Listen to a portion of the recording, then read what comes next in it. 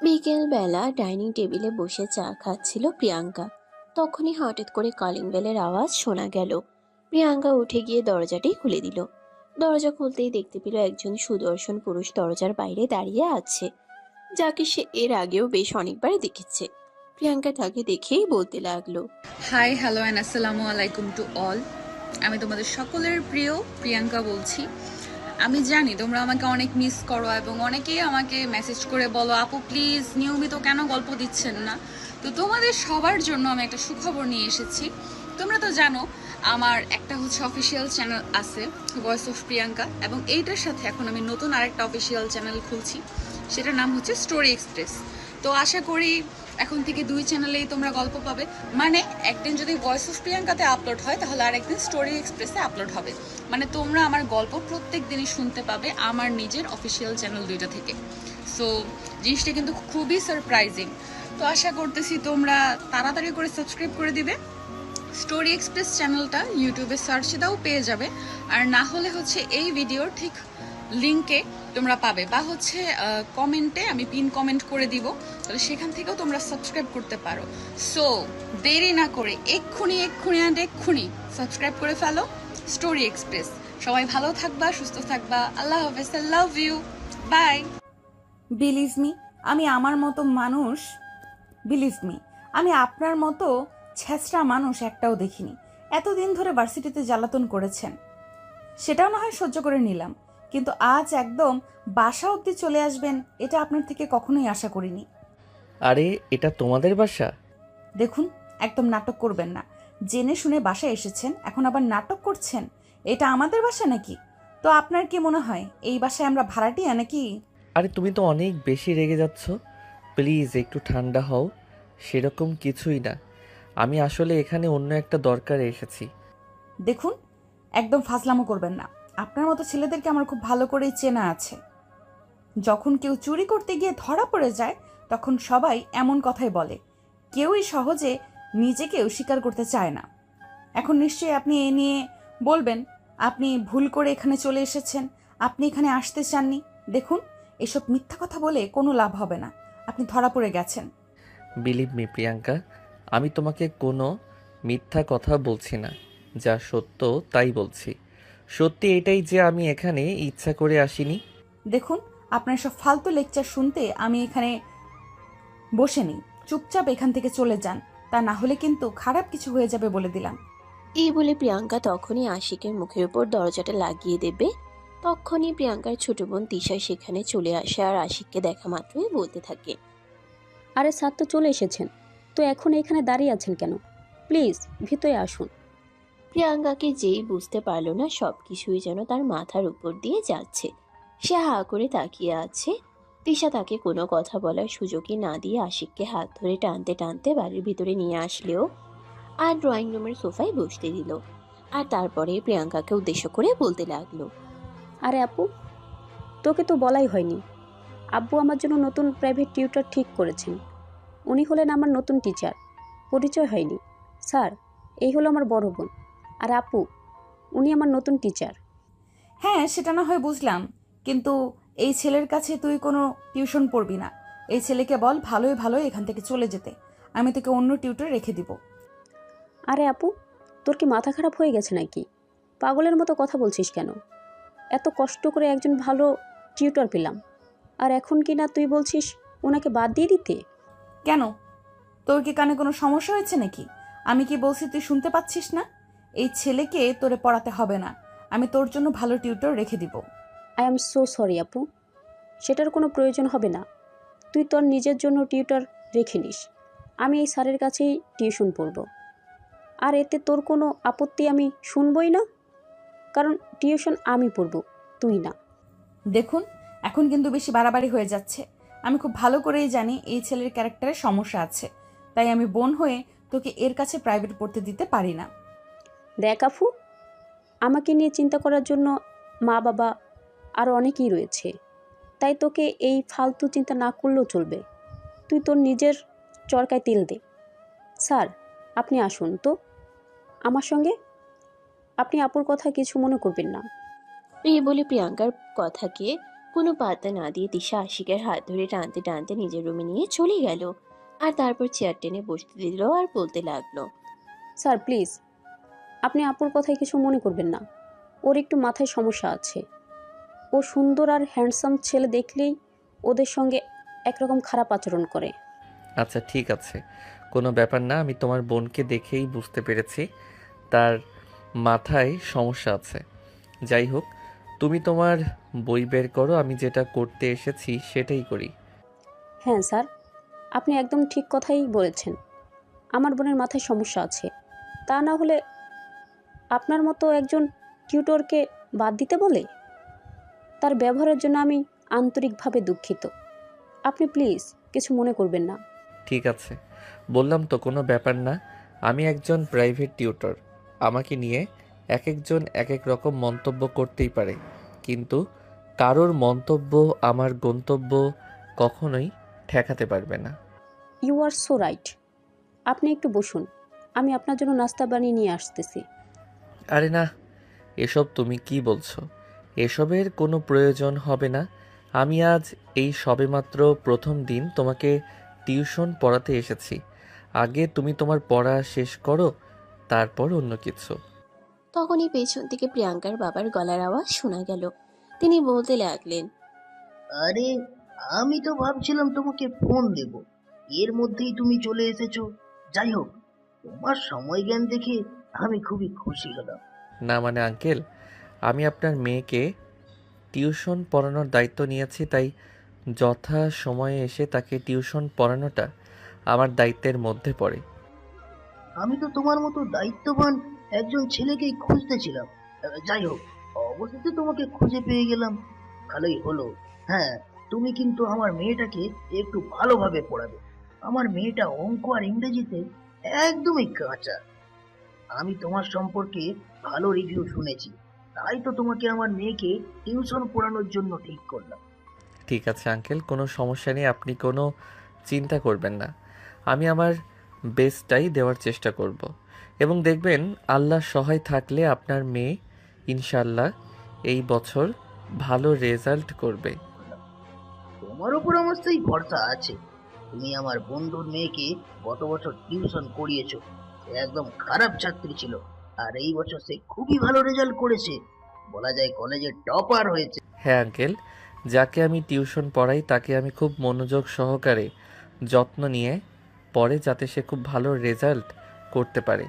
আপনার মেয়ের কাছেও আমি সেরকমই প্রচেষ্টা করব যাতে সে খুব ভালো রেজাল্ট করতে পারে। হ্যাঁ আব্বু, তুমি কোনো চিন্তা করো না। স্যার দেখেই আমি বুক ভালো করে বুঝতে পেরেছি তিনি খুবই ভালো একজন টিউটর। আচ্ছা, যাই হোক, এই প্রথমবার আমাদের বাড়িতে এসেছেন, ওনাকে নাস্তা পানি। হ্যাঁ আব্বু, অবশ্যই। এই তো আমি কিচেনের দিকে যাচ্ছিলাম, তখনই তুমি চলে আসলে। যাই হোক, তোমরা দুজনে গল্প করো, আমি এক্ষুনি স্যারের জন্য নাস্তা পানি বানিয়ে নিয়ে আসতেছি। এই বলে তিশা রুম থেকে বের হয়ে ড্রয়িং রুমের দিকে পা বাড়ায়। তখনই প্রিয়াঙ্কা সেখানে দাঁড়িয়েছিল। প্রিয়াঙ্কার মুখটা একদম ফুলে লুচির মতো হয়ে আছে। এটা দেখিয়ে তিশা প্রিয়াঙ্কাকে বলতে লাগলো, আরে আপু, তোর আবার কি হলো? তুই এইভাবে লুচির মতো ফুলে এখানে দাঁড়িয়ে আছিস কেন? আমার স্যারকে দেখে তোর হিংসা হচ্ছে নাকি? আমার বইয়ে গেছে তোর স্যারকে দেখে হিংসা হতে। তোকে তো আমি বললাম এই ছেলেটার চরিত্রের সমস্যা আছে, তুই এই ছেলেটার কাছে টিউশন পড়িস না, আমি তোকে অন্য টিউটর রেখে দিব। দেখ আপু, একদম ফালতু কথা বলবি না। আমার স্যারকে দেখতে যেমন হ্যান্ডসাম তেমনি মেধাবী আর ট্যালেন্ট। তুই প্লিজ আমার স্যারের পিছনে লাগিস না, তাহলে এই বছরও আমাকে ফেল করতে হবে। আব্বু কি বলেছে জানিস? গত বছর নাকি আব্বুর এক বন্ধুর মেয়েকে প্রাইভেট করিয়েছিল, সেই মেয়ে নাকি এই বছর কলেজে টপার হয়েছে। আমারও স্যারের কাছে টিউশন পড়ে কলেজের টপার হওয়ার ইচ্ছে হয়েছে। তুই কলেজ টপার না লাট্টো হতে পারবি। আমার কথা তো শুনছিস না? যখন ফেল করবি তখন বুঝতে পারবি মজা, তখন আমার কথা মনে পড়বে, তখন কিন্তু আমায় কিছু বলিস না, কারণ আমি তোকে আগে থেকেই হুঁশিয়ার করে দিচ্ছি। তুই যদি আমার কথা না শুনিস তাহলে তো আমার আর কিছুই করার নেই। দেখ আপু, আমি সত্যি কথা বলছি, আমাকে নিয়ে তোর এত মাথা ব্যথা না দেখালেও চলবে। তুই তোর নিজের চরকায় তেল দে, আশা করি ভালো কিছু হবে। এই বলে তিশা কিচেনে ঢুকে গেল আর তার স্যারের জন্য চা বসিয়ে দিল। আর এদিকে ফ্রিজে এসে ফল কাটার জন্য কিছু ফল নিল, কিন্তু দুর্ভাগ্যবশত একটা ফল যেই না কাটতে নিল অমনি তিশার হাত কেটে গেল আর সে চিৎকার দিয়ে উঠল। ও মা গো, বাবা গো, আমার হাতটা কেটে গেল, আহ কি ব্যথা! এই বলে অনেক জোরে জোরে চিৎকার করতে থাকে তিশা। এদিকে প্রিয়াঙ্কা তার রুম থেকে দৌড়ে বের হয়ে আসে। তিশার হাত থেকে মোটামুটি রক্ত পড়ছিল। সে তাড়াতাড়ি করে নিজের গলায় পেঁচিয়ে থাকা ওড়নাটা দিয়ে তিশার হাতটা চেপে ধরে রক্ত বন্ধ করার চেষ্টা করতে থাকে। তখনই আশিক আর প্রিয়াঙ্কার বাবা তারা দুজনও ড্রয়িং রুমে চলে আসে। এদিকে প্রিয়াঙ্কা তিশার হাতে রক্ত বন্ধ করার চেষ্টা করছে। অপরদিকে তিশা আশিককে দেখে আরো ন্যাকা কান্না শুরু করে দেয়। আহ কি ব্যথা লাগছে, কতটা হাত না জানি কেটে গেছে। দেখ, একদম ঢং করিস না। এত ঢং আমার একদমই ভালো লাগে না। তুই কাজটা করতে পারবি না সেটা আমাকে বললেই তো আমি করে দিতাম, কিন্তু ঢং দেখিয়ে কেন নিজে নিজেই করতে গেলি? আর কেনই বা এখন এত নাটক করছিস? আপু, তোমার কি মনে হচ্ছে আমি নাটক করছি? তুমি দেখলে কতটা রক্ত বের হচ্ছে। আমার তো মনে হচ্ছে আমার আঙ্গুলটা কেটে পড়ে গেছে। মানে কিছু দেওয়ার ব্যবস্থা করো। আরে ওরা দুজনে ঝগড়া করা বন্ধ কর। বেশি কেটে গেলে তো এখন ডাক্তারের কাছে নিয়ে যেতে হবে, ব্যান্ডেজ করাতে হবে। সেটার কোনো প্রয়োজন হবে না বাবা, অল্প একটু কেটেছে। আর এই যে সামান্য একটু রক্ত বের হয়েছে, এটা সেরকম কোনো গুরুতর ব্যাপার না। তোমরা ওয়েট করো, আমি ফার্স্ট এড করে দিচ্ছি, ঠিক হয়ে যাবে। তখনই আশিক সামনের দিকে এগিয়ে আসে, তিশার হাতটা ধরতে ধরতে বলে। আরে আমার জন্য এসব কিছু হয়েছে। তোমাকে তো বলেছিলাম আমার জন্য নাস্তা বানাতে হবে না। তুমি যদি আমার জন্য নাস্তা বানাতে না আসতে তাহলে এই অঘটনটা আজ ঘটতো না। উফ স্যার, এভাবে বলবেন না। আপনি আমার স্যার, আর আপনার জন্য এইটুকু তো করতেই পারি। কোনো ব্যাপার না, ঠিক হয়ে যাবে। এই বলে প্রিয়াঙ্কার কাছ থেকে হাতটা ছাড়িয়ে নিল তৃষা। আর তারপর সোজা রুমের দিকে দৌড়ে চলে গেল। কোনোরকম একটা ব্যান্ডেজ করে নিল। তারপর আশিকের সামনে দাঁড়িয়ে বলতে লাগলো। এই তো স্যার, ঠিক হয়ে গেছে। আপনি বসুন, আমি চুলায় চা বসিয়ে রেখে এসেছিলাম, ওটা নিয়ে আসি। এই না, একদম নয়। তোমাদের বাড়িতে কি অন্য কেউ নেই নাকি যে ওটা করতে পারবে না? তোমাকে এখন কোথাও যেতে হবে না, তুমি এখানে চুপচাপ বসো। এমনিতেই অনেকখানি হাত কেটে গেছে, এখন আর কোনো রিস্ক নিতে যেও না। তিশাও তখন ন্যাকামি করে বলতে লাগলো। হ্যাঁ স্যার, এটা আপনি একদম ঠিক কথাই বলেছেন। কিন্তু দেখেন, আমার আপুকে সে বলল নাকি অল্প একটু কেটেছে, এগুলো নাকি কোনো ব্যাপার না। আসলে কি জানেন স্যার, আমার আপুটা না আমাকে একদমই সহ্য করতে পারে না, সব সময় এমন করে। আসলে সৎ বোন হলে যা হয় আর কি, সে আমার ভালো সহ্যই করতে পারে না, আমাকেও সহ্য করতে পারে না। যখনই শুনলো আমি আপনার কাছে টিউশনি করব, আমি ভালো রেজাল্ট করে ফেলবো, এতেই তার হিংসা শুরু হয়ে গেছে। দেখো, এভাবে কাউকে বলতে হয় না। সৎ হোক, তোমার বোন তো, সে তোমার ভালোই চাই। দেখো, তোমাদের ফ্যামিলির মানুষ যদি আমাকে ভালো না বাসে তাহলে আমি এখানে এসে তোমাকে টেনশন করাবো না। আরে স্যার, আপনাকে সত্য কথা বললেও দেখি আমি বিপদে পড়ে গেলাম, সেরকম কোনো ব্যাপার না। ওর কথাই আপনি কিছু মনে করবেন না। ওকে যে যার কথায় ওকে যে যার কথায় আপনি এই বাড়িতে আসা বন্ধ করে দেবেন। আমি আছি, আমার বাবা মা আছে। তাছাড়া বাবা কিন্তু তার সমস্ত সম্পত্তি আমার মায়ের নামে লিখে দিয়েছে, তাই সে এই বাড়িতে একজন আশ্রিতা হিসেবে আছে মাত্র। খুবই ব্যঙ্গ করে কথাগুলো বলছিল তিশা। আর আশিকের সবকিছু চুপচাপ শুনছিল, সে কোনো উত্তর দিচ্ছিল না। আর এদিকে তখনই প্রিয়াঙ্কার নাস্তার প্লেট হাতে নিয়ে তাদের রুমে প্রবেশ করে। তিশা আর আশিক একদম পাশাপাশি বসেছিল। প্রিয়াঙ্কা রুমে ঢুকেই গলায় কাশি দেয়, তারপরেই বলতে থাকে। তিশা, আমি কি রুমের ভেতরে আসবো? এখানে তোর স্যারের জন্য নাস্তা রেডি করে এনেছি। রুমের ভেতর চলে এসে তারপর আর পারমিশন নেওয়ার কি আছে? পারমিশন নেওয়ার যদি ইচ্ছেই থাকতো তাহলে তো রুমের বাহিরেই থেকেই পারমিশন নিতে। যাই হোক, চলে এসেছো যখন এসেই গেছো, এখন তার বলে কোনো লাভ নেই। নাস্তাটা টেবিলের উপর রাখো, আর চুপচাপ এখান থেকে চলে যাও। প্রিয়াঙ্কা মনে মনে অনেক কষ্ট পেলেও মুখে কিছুই বলল না। চুপচাপ টেবিলের উপর নাস্তাটা রেখে সেখান থেকে চলে গেল। আর তখনই তিশা সেখান থেকে উঠে গিয়ে নাস্তার প্লেটটা আশিকের হাতে তুলে দিয়ে বলতে লাগলো, স্যার, আজকে তো আর পড়া হবে না, আপনি নাস্তাটা খেয়ে নিন, তারপর চলুন আমরা বাইরে থেকে কোথাও একটা ঘুরে আসি। I am so sorry Tisha, এটা আমাকে দিয়ে হবে না, কারণ আমার আরও একটা টিউশন আছে। আমি তোমাকে পড়িয়ে তারপর ওখানে যাব। স্যার প্লিজ, একদিন টিউশন না গেলে কিছু হবে না, আপনি চলুন আমার সঙ্গে, দুজন মিলে সারাটা বিকেল ঘোরাঘুরি করব। তাছাড়া আপনার মতো হ্যান্ডসাম গুড লুকিং একটা ছেলের সঙ্গে বিকেল কাটানো আমার খুব ভালো লাগবে। প্লিজ স্যার, আপনি না করবেন না। একদিন টিউশনে না গেলে সেরকম কোনো ক্ষতি হবে না, আর যদি ক্ষতি হয়ে যায় তাহলে সেটা আমি আপনাকে পুষিয়ে দেব। এই বলে আশিক তার সঙ্গে যেতে রাজি না হলেও তিশা তাকে জোর করে রাজি করালো। বাসা থেকে দুজনে একসঙ্গে বের হচ্ছিল। এটা দেখে প্রিয়াঙ্কা বলতে লাগলো, কি ব্যাপার তিশা, এই বিকেলবেলা তুই কোথায় যাচ্ছিস, তাও আবার তোর টিউশন টিচারের সঙ্গে? দেখ আপু, সব সময় আমার ব্যক্তিগত ব্যাপারে নাক গলাতে আসিস না। এই সব কিছু যে আমার একদম ভালো লাগে না, সেটা তুই খুব ভালো করেই জানিস।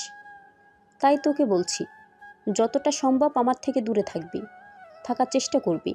একদম আমার ব্যক্তিগত ব্যাপারে এত নাক গলাতে আসবি না।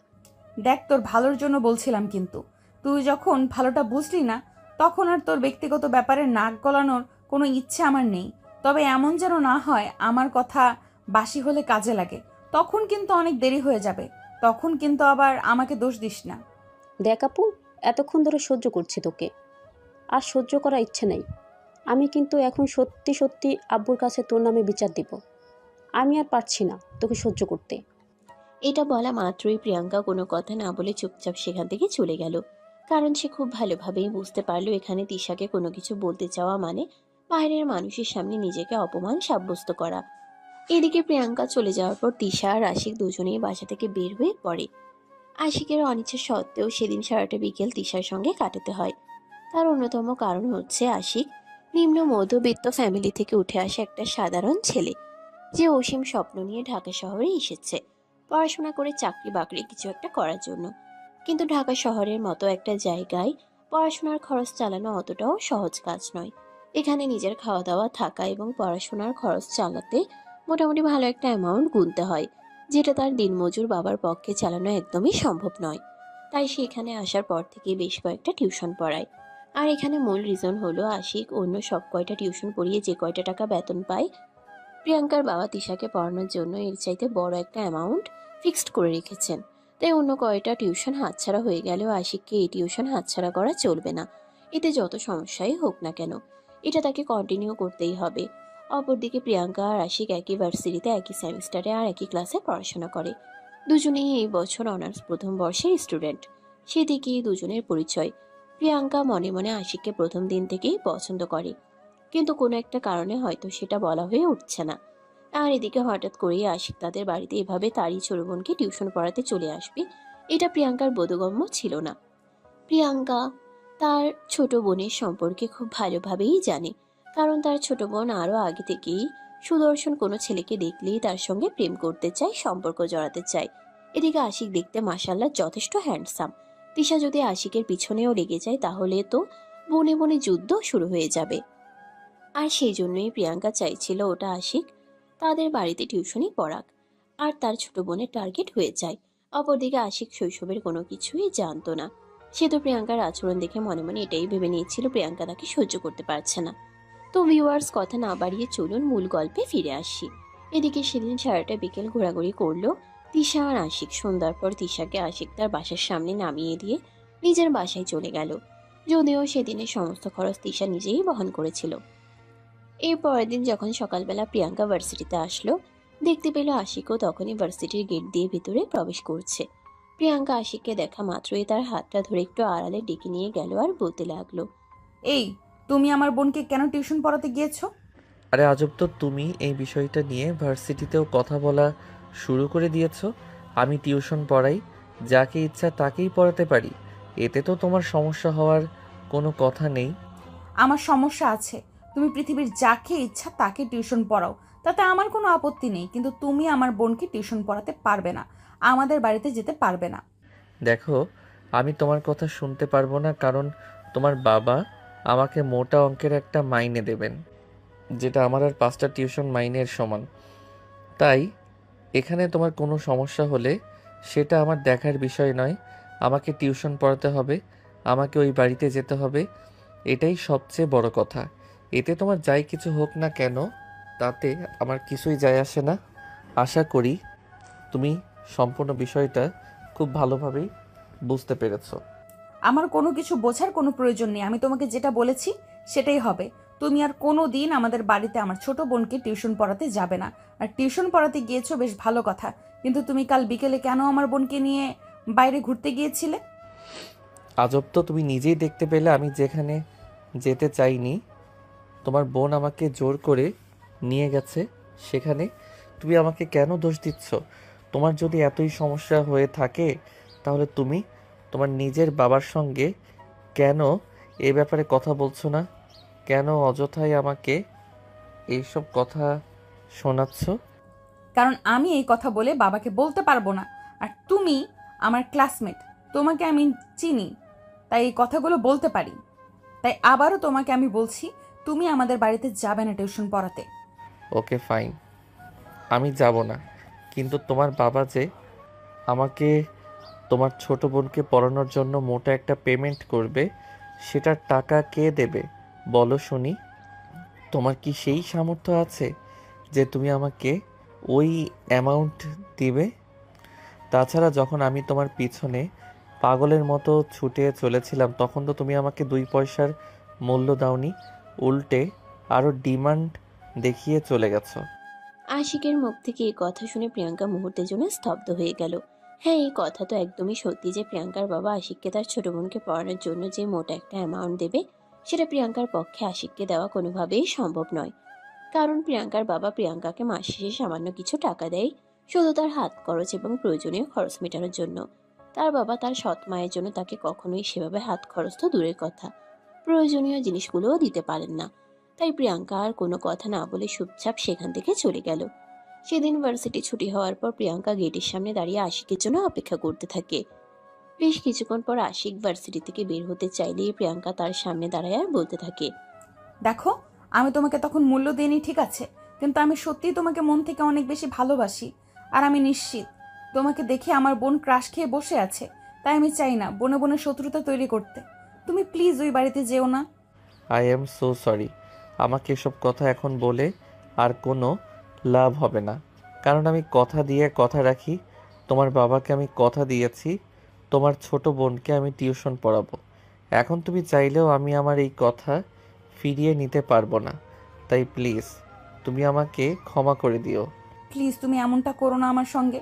ভালোবেসে ফেলেছি তোমায়, এখন যদি ছোট্ট একটা কারণে তোমাকে হারিয়ে ফেলি তাহলে নিজেকে ক্ষমা করতে পারবো না। যখন আমি এই ভার্সিটিতে ভর্তি হওয়ার পর তোমার পিছনে পাগলের মতো ছুটে চলেছিলাম, তখন এই কথাটা তোমার বোঝা উচিত ছিল। প্রথম দেখাতেও ভালোবাসা হয়, কিন্তু তখন তুমি আমাকে কোনো পাত্তা দাওনি। তাই এখন আমার পিছনে পাগলের মতো ছুটাছুটি করে আর কোনো লাভ নেই।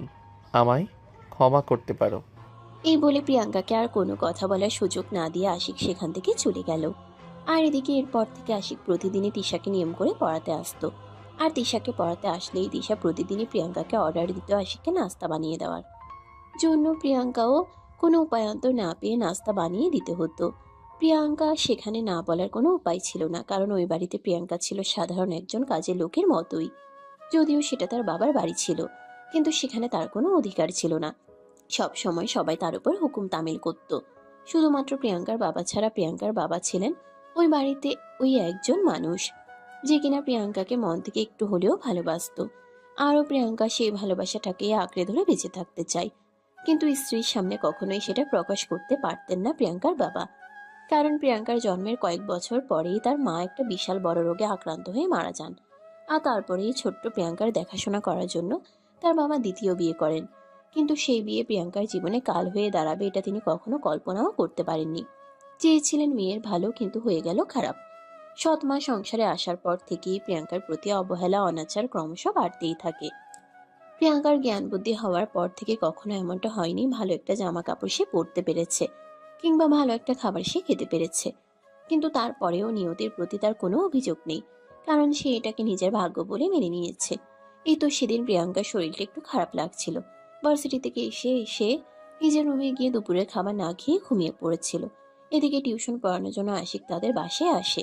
তিশা আশিককে দেখা মাত্রই প্রিয়াঙ্কাকে চেঁচিয়ে বলতে থাকে আশিককে নাস্তা বানিয়ে দেওয়ার জন্য। কিন্তু প্রিয়াঙ্কা ঘুমিয়ে বিবর্তন ছিল, তাই তিশার গলার আওয়াজ তার কান পর্যন্ত পৌঁছায়নি। অপরদিকে পড়াতে আসার 20 মিনিট পার হয়ে যাওয়ার পরও টিচারের নাস্তা না পেয়ে রেগে যায় তিশা। আর বই রেখে টেবিল থেকে উঠে আসে তিশা প্রিয়াঙ্কার রুমে গিয়ে দেখে প্রিয়াঙ্কা ঘুমাচ্ছে। এটা দেখে সে আর নিজেরা কন্ট্রোল করতে না পেরে ঘুমন্ত প্রিয়াঙ্কার উপর টেবিলে থাকা ফুলদানিটা ছুঁড়ে মারে। তখনই প্রিয়াঙ্কার কপাল ফেটে গিয়ে রক্ত পড়তে থাকে। প্রিয়াঙ্কা ঘুমন্ত অবস্থাতেই চিৎকার দিয়ে ওঠে। মা গো, বাবা গো, মরে গেলাম গো। প্রিয়াঙ্কার এমন চিৎকারের আওয়াজ শুনে ঘুম থেকে বের হয়ে আসেন প্রিয়াঙ্কার সৎ মা। তিনি ওই রুমে এসেই তিশাকে বলতে থাকেন, কি ব্যাপার দিশা, কি হয়েছে এখানে? এই হারামজাদিটা এভাবে চিৎকার করছে কেন? দেখো না আম্মু, আমি সেই কখনই বলছি আমার স্যারকে নাস্তা বানিয়ে দেওয়ার জন্য, আর এই হারামজাদি এটা এখনও এখানে পড়ে পড়ে ঘুমাচ্ছে। খুব ভালো করেছো তুমি এটা। ওর কত বড় সাহস! ওর কাছে আমার মেয়ে নাস্তা চেয়েছে আর সে এটা না করে পড়ে পড়ে ঘুমাচ্ছে। এই হারামজাদি, এখনো তুই এখানে চিৎকার করছিস? যা চুপচাপ আমার মেয়ের টিচারের জন্য নাস্তা বানিয়ে নিয়ে আয়। এই বলে প্রিয়াঙ্কার কপাল থেকে রক্ত ঝরিয়ে পড়া সত্ত্বেও প্রিয়াঙ্কার সৎ মা তার চুলের মধ্যে টেনে তোলার চেষ্টা করে। আর তখনই প্রিয়াঙ্কা বলতে থাকে, আর এগুলো কি করছো? দেখছো তো আমার কপাল ফেটে গেছে, কপাল থেকেও রক্ত ঝরছে। তারপরেও তোমরা আমার সঙ্গে এরকম আচরণ করতে পারছো? তোমাদের বিবেকে একটুও বাঁচছে না? তুই মরে যাস না কেন? মরতে পারিস না তুই? মরে গেলে তো একটা আপদ ঘাট থেকে বিদায় হয়। তোকে বসিয়ে বসিয়ে খাওয়াবো, এটা তুই ভাবিস কি করে? এক্ষুনি যা আমার মেয়ের টিচারের জন্য নাস্তা বানিয়ে নিয়ে আয়। হ্যাঁ, এটাই তো বাকি। আমি মরে গেলেই তোমরা বাঁচো আর আমিও বেঁচে যাই। আল্লাহর কাছে শুধু একটাই কথা বলার, আল্লাহ তুমি আমাকে উঠিয়ে নাও, আমি এসব কিছু সহ্য করতে পারছি না। আমাকে আমার মায়ের কাছে পাঠিয়ে দাও, সেখানে গিয়ে অন্তত একটু শান্তি পাবো। এই বলে প্রিয়াঙ্কা কান্না করতে থাকে। আর তখনই আশিক সেখানে ছুটে চলে আসে। প্রিয়াঙ্কার এমন অবস্থা দেখে আশিক আর কোনোভাবেই নিজেকে সামলে রাখতে পারছিল না। তার পকেট থেকে রুমাল বের করে প্রিয়াঙ্কার কপালটা বেঁধে দিল। আর তারপর প্রিয়াঙ্কার মাকে বলতে লাগলো, আন্টি, ওকে তো এখনই হসপিটালে নিয়ে যেতে হবে। প্লিজ আপনি কিছু একটা ব্যবস্থা করুন। ওর তো কপাল থেকে অনেক রক্ত বের হয়েছে, মাথা ফেটে গিয়েছে। এক্ষুনি ডাক্তার না দেখালে খারাপ কিছু হয়ে যাবে। আরে বাবা, তুমি ওসব নিয়ে চিন্তা করো না, ঠিক হয়ে যাবে, কোনো ব্যাপার না। তুমি যাও আমার মেয়েকে পড়াও, আমি তোমার জন্য নাস্তার ব্যবস্থা করছি। ওকে নিয়ে তোমার এত চিন্তা করতে হবে না। আরে আন্টি, আপনি এটা কেমন কথা বলছেন? এদিকে মেয়েটা মরে যাওয়ার মতো অবস্থা, আগে ওকে ডাক্তারের কাছে নিয়ে যেতে হবে। আমি তো আর চা খাওয়ার জন্য মরে যাচ্ছি না। আপনি প্লিজ কিছু একটা ব্যবস্থা করুন। ওর কপাল থেকে তো অনেক রক্ত বের হচ্ছে। আরে বাবা শোনো, আমাদের টাকা পয়সা অতটাও বেশি হয়নি যে ওর জন্য আমরা টাকা পয়সা নষ্ট করব। তুমি যাও আমার মেয়েকে পড়াও। ও ভাব দেখাচ্ছে, দেখবে এমনি এমনি সব ঠিক হয়ে যাবে। এই বলে প্রিয়াঙ্কার মা সেখান থেকে চলে গেল। এদিকে আশিক খুব ভালোভাবেই বুঝতে পারলো এখানে প্রিয়াঙ্কার খারাপ কিছু হয়ে গেলেও তারা প্রিয়াঙ্কাকে ডক্টরের কাছে নিয়ে যাবে না। তাই সে নিজেই ঠিক করলো প্রিয়াঙ্কাকে ডাক্তারের কাছে নিয়ে যাবে। প্রিয়াঙ্কাকে সে পাজাকুলে তুলে নিল। আর এটা দেখে তিশা রেগে আগুন হয়ে বলতে লাগলো, আরে স্যার, এটা আপনি কি করছেন? আপনি এই ছোট লোকের মেয়েটাকে কোলে নিয়েছেন কেন? এক্ষুনি রেখে দিন। এখানে তা না হলে কিন্তু ভালো হবে না, বলে দিলাম।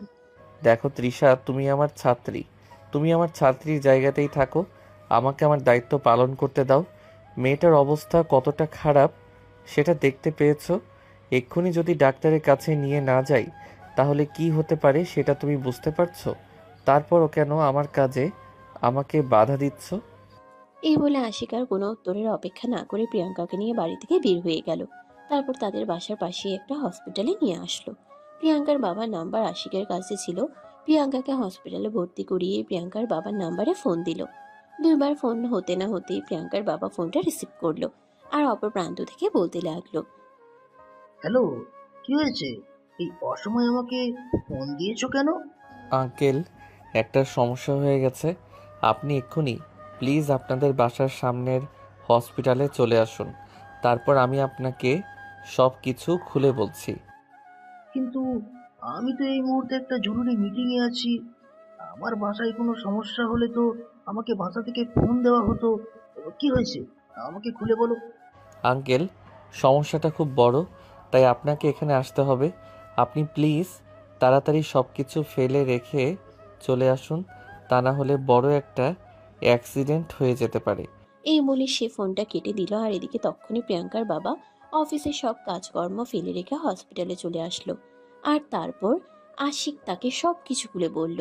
সবকিছু শুনে তিনি মাথায় হাত দিয়ে বসে পড়লেন আর কান্না করতে লাগলেন। আশিক উনার কাঁধে হাত রেখে বলল, আঙ্কেল শুনেন, এই দুনিয়ায় যার মা নেই তার কেউ নেই। মা হলো পৃথিবীর অমূল্য একটা সম্পদ। তবে আমার মনে হয় আপনার একটু কঠোর হওয়া উচিত, তা না হলে এই সংসারে আপনার মেয়েটা আর বেশি দিন টিকতে পারবে না। এই অবস্থাতে আপনার মেয়েটাকে তারা যতটা অবহেলা করেছে, আমি যদি এই জায়গায় না থাকতাম তাহলে তো খারাপ কিছু হয়ে যেতে পারতো। কিন্তু আমি কি করব সেটা তুমি নিজেই আমাকে বলে দাও। মেয়ের ভালোর জন্য আমি দ্বিতীয় বিয়ে করেছিলাম, আর সেই দ্বিতীয় বিয়ে আমার মেয়ের জীবনে কাল হয়ে দাঁড়াবে এটা তো আমি কখনো কল্পনাও করিনি। হ্যাঁ আঙ্কেল, সেটা তো আমি বুঝতে পারছি, কিন্তু আমিও আপনাকে এ ব্যাপারটা এখন জানাতাম না। কিন্তু আপনি তো জানেন আমার হাতের অবস্থা। এখানে হসপিটালের বিল মেটানোর মতো পয়সা আমার হাতে নেই, তাই পেটে ক্ষুধা রেখে মুখে লাজ রাখলে তো চলবে না। সেজন্যই আপনাকে ফোন করা। হ্যাঁ, আমি সেটা বুঝতে পেরেছি। কোনো সমস্যা নেই, তুমি এক কাজ করো, বাসায় চলে যাও। প্রিয়াঙ্কাকে হসপিটাল থেকে রিলিজ করলে তারপর আমি তাকে নিয়ে বাসায়। আশিক ওনার কাঁধে হাত রেখে বলতে লাগলো। এই বলে প্রিয়াঙ্কার বাবা আশিককে হসপিটাল থেকে বিদায় করে দিল। আর তারপর দিন বিকেলবেলা প্রিয়াঙ্কাকে হসপিটাল থেকে রিলিজ করা হলো। প্রিয়াঙ্কার বাবা প্রিয়াঙ্কাকে নিয়ে বাড়িতে আসে। দরজায় দাঁড়িয়ে কলিং বেল চাপ দেওয়ার বেশ কিছুক্ষণ পর প্রিয়াঙ্কার মা এসে দরজা খুলে দিল। প্রিয়াঙ্কাকে দেখে তিনি ভালো মন্দ জিজ্ঞাসা করার বদলে এটা বলতে লাগলেন। আপদটা এখনো মরেনি। কথাটা বলা মাত্রই প্রিয়াঙ্কার বাবা প্রচন্ড পরিমাণে ক্ষেপে গেলেন। আর প্রিয়াঙ্কার মায়ের গালে ঠাস করে একটা চড় বসিয়ে দিয়ে বলতে লাগলেন, বাসায় যাব। ঠাস ঠাস। তোমার মতো বেয়াদব মার্কা মহিলাকে বিয়ে করাই আমার জীবনের সবচাইতে বড় ভুল। তোমাকে যদি আমি বিয়ে না করতাম তাহলে হয়তো এই দিন আমার দেখতে হতো না। তোমার জন্য, হ্যাঁ শুধু তোমার জন্য আজ আমার মেয়েটার কাছে আমাকে ছোট হতে হচ্ছে। কই, মেয়ের দেখাশোনা করার জন্য তোমাকে নিয়ে এসেছিলাম, আর আজ তুমি আমার মেয়ের খুনি হয়েছো। দেখো, এতদিন ধরে সহ্য করে এসেছি, এটাই অনেক। এখন আর আমি তোমার এই দামড়ি মার্কা মেয়েকে সহ্য করতে পারবো না। ওই মেয়েকে বাড়ি থেকে বের করে দাও, তা না হলে আমি আমার মেয়েকে নিয়ে এই বাড়ি থেকে চলে যাব, এটা বলে দিলাম। তুমি এখানে বসে আছো, কেন চলে যাচ্ছ না? কেন তুমি চলে গেলে তো আমি বেঁচে যাই? হ্যাঁ, তুমি তোমার মেয়েকে নিয়ে এখান থেকে চলে যাও। আমিও চাই না তুমি এখানে থাকো, কারণ তুমি এখানে থাকলে আমার মেয়েটা ভালো থাকবে না। তোমার জন্য আর যাই হোক, আমি আমার মেয়ের ক্ষতি অন্তত করতে পারি না। অনেক ক্ষতি হয়ে গেছে আমার মেয়েটা, তাই তুমি এখান থেকে চলে গেলেই আমার মেয়েটা ভালো। ওকে ফাইন, তবে ভুলে যেও না তোমার সম্পত্তির 80% কিন্তু আমার নামে রয়েছে। তুমি ডিভোর্স দিলেও কিন্তু সম্পত্তি আমারই দিকে যাবে। এটা ভালো থাকবে। হ্যাঁ, তবে তাই হোক, তুমি তোমার সম্পত্তি আর তোমার মেয়েকে নিয়ে এই বাড়ি থেকে বিদায় হও। আমি আমার মেয়েকে নিয়ে এই বাড়িতে থাকবো। এই বলে প্রিয়াঙ্কার বাবা প্রিয়াঙ্কাকে নিয়ে বাড়ির ভিতরে প্রবেশ করেন। আর তখনই তিশা কলেজ থেকে আসে। প্রিয়াঙ্কাকে দেখে তার রাগ যেন আকাশ ছোঁয়া হয়ে গেল। সে রাগে ফুসফুস করতে করতে বলতে লাগলো, এই হারামজাদি তাকে এখানে কেন নিয়ে এসেছেন? মা মেয়ের এরকম আচরণ প্রিয়াঙ্কার বাবা একদম অতিষ্ঠ হয়ে গেছিল। তাই তিনি তিশার গালেও ঠাস করে দুটা চড় বসিয়ে দিয়ে বলতে লাগলেন, তোমরা মা মেয়ে আজ এবং এক্ষুনি আমার বাড়ি থেকে বের হয়ে চলে যাও। আমি তোমাদের দুজনের চেহারাও দেখতে চাই না। আমি সব চাইতে বেশি খুশি হব তখন, তখন কিনা তোমরা আমাদের চোখের আড়াল হবে। আব্বু, তুমি ডাইনিটার জন্য আমার গায়ে হাত তুলেছ? এটা তো আমি ভাবতেই পারছি না। এই ফকিন্নির ছোট লোকের বাচ্চার জন্য তুমি আমার গায়ে হাত তুলেছ? তোমার গায়ে হাত তুলেছি, বেশ করেছি। আরো আগে তোমার সঙ্গে এটা করা উচিত ছিল, যেটা আমি এতদিন করতে পারিনি। ভেবেছিলাম তোমরা ভালো হয়ে যাবে, সেই জন্য তোমাদেরকে সুযোগ দিয়েছিলাম। কিন্তু এখন দেখছি তোমরা আমার মাথায় চড়ে বসেছো, আমার মেয়েটাকে একটা অত্যাচার করেছো। বেশ করেছি। এই ছোট লোকের বাচ্চাকে বলেছিলাম আমার টিউশন টিচারেরকে নাস্তা বানিয়ে দিতে, কিন্তু সেটা না করে বিছানায় পড়ে পড়ে ঘুমাচ্ছিল। সারাদিন বাড়িতে বসে বসে খাবে, এইটুকু কাজ করতে পারবে না? এইটুকু কাজ করলে তার গায়ে ফুসকা পড়ে যেতে যাবে নাকি? চুপ, একদম চুপ করো তুমি। অনেক কথা বলে ফেলেছো। ওকে কেন তোমার টিউশন টিচারকে নাস্তাকে বানিয়ে দিতে হবে? তোমার কি হাত নেই নাকি তুমি তোমার টিচারকে নাস্তা বানিয়ে দিতে পারো না? আব্বু, আমি কেন নাস্তা বানিয়ে দিতে যাব? সেদিন নাস্তা বানাতে গিয়ে আমার হাত কেটে গিয়েছিল। এটা কি ভুলে গিয়েছো নাকি? না, আমি কোনো কিছুই ভুলে যাইনি। শুধু তোমাদেরকে একটু একটু করে মনে করিয়ে দিতে চাই। তোমার মাকে এই বাড়িতে নিয়ে এসেছিলাম আমার মেয়ের দেখাশোনা করার জন্য। তারপর এখনো পর্যন্ত তোমার মায়ের নামে আমার যত সম্পদ লিখে দিয়েছি, সবকিছুই শুধুমাত্র আমার মেয়েটাকে একটু ভালো রাখার বিনিময়ে। কিন্তু তোমার মা কি করেছে? বিনিময়ে আমার মেয়েটাকে অবহেলা, অনাদর আর অত্যাচার দিয়েছে। তাই তোমাদের দুজনকে আর সহ্য করা যাচ্ছে না। আজ এবং এই মুহূর্তে তোমরা এই বাড়ি থেকে বের। প্রিয়াঙ্কা এতক্ষণ ধরে সবকিছু চুপচাপ শুনছিল, কিন্তু এখন আর সে চুপ রইল না। সে তার বাবাকে বলতে লাগলো, দেখো বাবা, এইভাবে হয় না। এই বাড়ি থেকে যদি কাউকে চলে যেতে হয় তাহলে আমি চলে যাব, কারণ শেষ বয়সে তোমার একজন সঙ্গের প্রয়োজন। আমি না হয় জীবনটা কোনোভাবে কাটিয়ে দিতে পারবো, কারণ আমার জীবনটা সবেমাত্র শুরু, কিন্তু তোমার বয়স হয়ে গেছে, তুমি একা থাকতে পারবে না।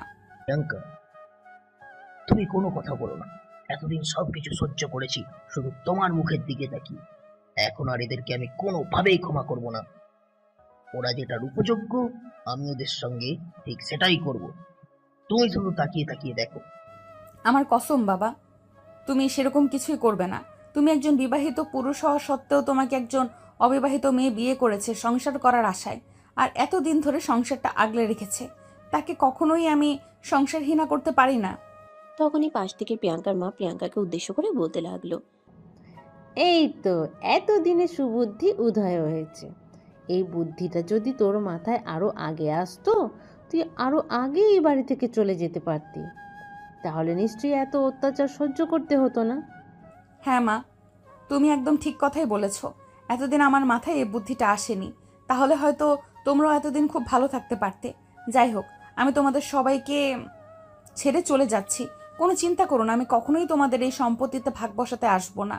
আল্লাহ আমার কপালে যেটা রেখেছে সেটাই হবে। তখনই প্রিয়াঙ্কার বাবা কান্না করতে করতে প্রিয়াঙ্কাকে বলতে থাকে, প্লিজ মা, আমার তুই এমন কিছু করিস না। তাহলে আমি তোর মায়ের কাছে ক্ষমা চাওয়ার মতো মুখটাও রাখতে পারবো না। তোর মাকে আমি কথা দিয়েছিলাম, তোকে আমি সারা জীবন আমি আমার বুকে আঁকলে রাখবো। প্লিজ, তুই আমাকে ছেড়ে চলে যাস না। দেখো আব্বু, মা তো আমাদের কাছে নেই, অনেক দূরে চলে গেছে, কিন্তু আমাদের দুজনের কেউ সারাটা জীবন পড়ে আছে। তাই আমরা একজন মৃত মানুষের কথা রাখতে গিয়ে জীবিত মানুষদের কষ্ট দিতে পারি না। তাই তোমার কাছে আমার এটা অনুরোধ, তুমি আমাকে আটকেও না। আমি আজ এবং এই মুহূর্তে বাড়ি ছেড়ে চলে যাব। এই বলে প্রিয়াঙ্কা সেখানে আর এক মুহূর্তও দেরি না করে নিজের রুমে চলে গেল, আর নিজের কাপড় চোপড় সহ প্রয়োজনীয় সবকিছু গুছিয়ে নিল। মিনিট 20 মধ্যেই রেডি হয়ে ড্রয়িং রুমে চলে আসলো। তার বাবা তখন ড্রয়িং রুমেই ছিল। প্রিয়াঙ্কা তার বাবার সামনে এসে দাঁড়িয়ে বলতে লাগলো, বাবা, আমি যে বাড়ি ছেড়ে সারা জীবনের মতো চলে যাচ্ছি, আর কখনোই বাড়িতে ফিরে আসবো না। এই নাও, এটা আমার মোবাইল নাম্বার। যদি কখনো তোমার প্রয়োজন হয় তাহলে আমাকে শুধু একটা মিসড কল দিও, আমি চলে আসব। আর হ্যাঁ, আমি কিন্তু তোমাদের বাড়ি থেকে কোনো মূল্যবান জিনিস নিয়ে যাচ্ছি না, শুধু আমার মায়ের রেখে যাওয়া এই বালাজোড়া আমার সঙ্গে নিয়ে যাচ্ছি। এটা আমার মায়ের শেষ স্মৃতিচিহ্ন, এটা আমি তোমাদের কাছে ফেলে যাব না। ঠিক ওই মুহূর্তে প্রিয়াঙ্কার মা এসে সেখানে উপস্থিত হয়, আর প্রিয়াঙ্কার হাতে থাকার লাগেজ দেখে বলতে লাগলো, কি ব্যাপার, এই তল্পি তল্পা গুছিয়ে কোথায় যাচ্ছিস? চলে যাচ্ছি মা এখান থেকে। তোমাদের আর কোনো চিন্তা করতে হবে না, আর কেউ তোমাদের সম্পত্তিতে ভাগ বসাতে আসবে না। এই বাড়িতে এখন থেকে শুধু তোমরাই রাজত্ব করবে। আমি নামক এই মানুষটা আর কখনো তোমাদের চোখের কাঁটা হয়ে দাঁড়াবো না। এই কথা শুনে প্রিয়াঙ্কার মা কিছুক্ষণ সময় চুপ করে থাকেন, আর তারপর আবারও তিনি বলতে থাকেন, বাড়ি ছেড়ে চলে যাচ্ছিস সে না হয় বুঝলাম, কিন্তু এইসব তল্পি তল্পা কেন? এই, বাড়ি থেকে দামি দামি জিনিসপত্র সব তোর সঙ্গে নিয়ে যাচ্ছিস নাকি? না, তোমাদের কোনো দামি জিনিস আমার সঙ্গে নিয়ে যাওয়ার কোনো ইচ্ছে নেই। শুধু আমার মায়ের এই বালাজোড়া যে দুইটা আমি হাতে করে নিয়ে যাচ্ছি। তাছাড়া তোমাদের কোনো কিছু নিয়ে যাচ্ছি না। তোমাদের যদি আমাকে বিশ্বাস না হয় তাহলে আমার লাগেজ চেক করতে পারো। এখানে তোমরা তোমাদের বাড়ির কোনো মূল্যবান জিনিস যদি পাও তাহলে সেটা রেখে দাও। কথাটা বলতে দেরি হলো, কিন্তু প্রিয়াঙ্কার হাত থেকে তার সৎমার লাগেজ নিয়ে চেক করতে এক মুহূর্ত দেরি করলেন না। তিনি লাগেজে সবকিছু ছড়িয়ে ছিটিয়ে ফেলে দিয়ে দেখতে লাগলেন প্রিয়াঙ্কা কাপড়ের ভিতরে কোনো কিছু নিয়ে যাচ্ছে কিনা, কিন্তু তিনি কোনো কিছুই পেলেন না। হতাশ মনে বলতে লাগলেন, সব কিছু কি আর আমাদেরকে দেখিয়ে নিয়ে যাবি নাকি? আমার তো মনে হয় তুই অনেক আগেই বাড়ি থেকে সব মূল্যবান জিনিস কোথাও পাচার করে রেখেছিস, আর তারপর এখন সেখানেই চলে যাবি। তোমাদের যা ইচ্ছা তোমরা তাই ভাবতে পারো, তাতে আমার কিছুই যায় আসে না। তবে আমি এই বাড়ি থেকে সারা জীবনের মতো চলে যাচ্ছি, এটাই সত্য। আর কখনো আমি তোমাদের সামনে এসে দাঁড়াবো না। যদি কখনো তোমাদের এরকমটা মনে হয় যে তোমরা কোনো জিনিস খুঁজে পাচ্ছ না, আমি সেটা নিয়ে গেছি, তাহলে সেটাই ভেবে নিও। কারণ আমি কখনোই তোমাদের চিন্তায় ব্যাঘাত ঘটাতে আসবো না। এই বলে প্রিয়াঙ্কা সেখান থেকে এগিয়ে গিয়ে তার বাবাকে পা ছুঁয়ে সালাম করলো, আর তারপর বলতে লাগলো, বাবা, তোমার সম্পত্তির কোনো প্রয়োজন নেই। তুমি শুধু আমার জন্য দোয়া করো যেন আমি ভালো থাকতে পারি, তাহলেই হবে। তোমার দোয়া আমার মাথার উপর থাকলে তাহলে কোনো বিপদ আমাকে কখনো স্পর্শ করতে পারবে না। আমার দোয়া সবসময় তোমার জন্য থাকবে। তবে আমি হয়তো পৃথিবীর সবচাইতে নিকৃষ্টতম বাবা, যে কিনা সন্তানের দায়িত্ব পালন করতে পারলাম না। তোমার মাকে আমি কথা দিয়েছিলাম তোমাকে দেখে রাখবো, তোমাকে শেষ মুহূর্ত পর্যন্ত আমার বুকে আঁকড়ে রাখবো, কিন্তু সেটা আর সম্ভব হলো না। তুমি ব্যর্থ পিতা। বাবা প্লিজ এইভাবে বলো না। আল্লাহ যা করেন মঙ্গলের জন্যই করেন। আল্লাহ নিশ্চয়ই আমার জন্য ভালো কিছু রেখেছেন। তুমি শুধু আমার জন্য দোয়া করবে, তাহলেই হবে। এরপর আমার আর কিছুই চাই না। এই বলে প্রিয়াঙ্কা বাড়ি থেকে বের হয়ে চলে গেল। তার ঠিক আধা ঘন্টা পরেই আশিক আসলো তিশাকে টিউশন পড়ানোর জন্য। আশিক সেদিন বাড়িতে এসেই সোজা প্রিয়াঙ্কার বাবার রুমে চলে গেল। প্রিয়াঙ্কার বাবা তখন নিজের রুমে বসে বসে কান্না করছিলেন। আশিক রুমের দরজার সামনে দাঁড়িয়ে প্রিয়াঙ্কার বাবাকে বলতে লাগলো, আসসালামু আলাইকুম আঙ্কেল, আমি কি রুমের ভিতরে আসতে পারি? তুমি ব্যর্থ পিতা। আঙ্কেল, প্রিয়াঙ্কাকে কি আজ বাড়িতে নিয়ে এসেছেন? ওর কি অবস্থা এখন? প্রিয়াঙ্কার বাবা তখন আর নিজেকে সামলে রাখতে পারলেন না। তিনি একদমই কান্না করে দিলেন, আর তারপর আশিকের কাঁধে হাত রেখে বলতে লাগলেন, হ্যাঁ, আসো, এখানে বসো। বাবা, এসব কথা বলে আমাকে আর লজ্জা দিও না। আমি বাবা হিসেবে এতটা নিকৃষ্ট সেটাই ভেবে পাচ্ছি না। আজ আমার মেয়ে এই বাড়ি ছেড়ে চলে গেছে, কোথায় গেছে কিছুই জানি না। কথাটা শোনা মাত্রই আশিক থমকে দাঁড়ালো আর বলতে লাগলো, এসব আপনি কি বলছেন? কোথায় গেছে আপনার মেয়ে? জানি না, এই ব্যাপারে আমি কিছুই জানি না। সেদিন কি হয়েছিল সেটা তো তুমি খুব ভালো করেই জানো। আজ প্রিয়াঙ্কাকে বাড়িতে নিয়ে আসার পর আবারও সেই সব ঝামেলা শুরু হয়েছে। তাই আমার মেয়েটা একরাশ অভিমান নিয়ে বাড়ি থেকে বের হয়ে চলে গেছে। এই বলে প্রিয়াঙ্কার বাবা অঝরে কান্না করা শুরু করে দেয়। আশিক তখন প্রিয়াঙ্কার বাবার মাথায় হাত বুলিয়ে দিয়ে বলতে থাকে, প্লিজ আঙ্কেল, আপনি কান্না করবেন না, এভাবে ভেঙে পড়বেন না। আমি দেখছি কি করা যায়। আমি যথাসাধ্য চেষ্টা করব আপনার মেয়েকে আপনার বুকে ফিরিয়ে দেওয়ার জন্য। সেটা বলে কোনো লাভ হবে না বাবা, কারণ আমার মেয়ে কোনোদিনই বাড়িতে ফিরে আসবে না, সেটা আমি খুব ভালো করেই জানি। আমার মেয়েটাতেই ছোটবেলা থেকেই অনেক কষ্ট করে বড় হয়েছে, কখনো এমন অভিমান করেনি।